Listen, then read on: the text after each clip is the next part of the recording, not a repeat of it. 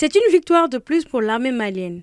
Je cite, « Les unités FAMA engagées dans la direction d'Andera Boukan, dans la région de Ménaka, ont capturé Ahmad Agdita, un chef de premier plan de l'État islamique au Grand Sahara, responsable de grand nombre d'exactions et d'abus, également commanditaire d'attaques contre les forces armées maliennes. » Fin de citation. C'est par ces termes que l'armée a annoncé avoir mis hors d'état de nuire cet important chef terroriste.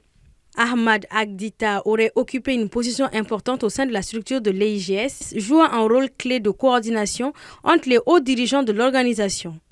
Il aurait également été impliqué dans la gestion des flux financiers, supervisant à la fois le transit de financement externe et la collecte de taxes auprès des populations locales.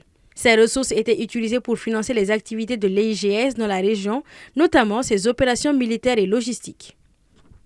Cette arrestation pourrait avoir un impact sur l'organisation de l'EIGS en désorganisant ses mécanismes financiers et opérationnels. La capture de Ahmed Agdita constitue vraiment un coup dur à l'EIGS. Du moment où il était un pivot par lequel passaient les différentes sources de financement de cette organisation, il était celui par lequel transitaient les taxes que paient les communautés sous leur emprise. L'avancée de l'armée aujourd'hui est vraiment une réalité, et surtout basée sur des renseignements précis, chose que certainement mettra en mal cette organisation. Nous pouvons nous attendre à d'autres exploits de ce genre au fur et à mesure.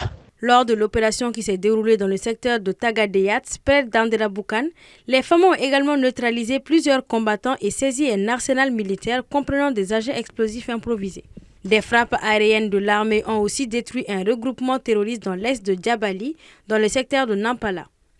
Les opérations de l'armée se sont poursuivies hier lundi 16 décembre où des frappes aériennes des forces armées maliennes ont détruit une base logistique importante des terroristes, selon les termes du communiqué. À Sango, dans le secteur de Nyono, une autre a permis de neutraliser 3 combattants et des munitions dans le secteur de Tessit ou encore la destruction de plusieurs véhicules appartenant aux terroristes.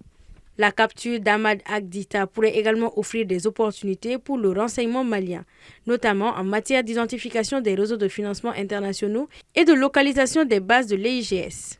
Ces informations pourraient contribuer à anticiper et à contrer les menaces futures dans cette région marquée par une insécurité chronique.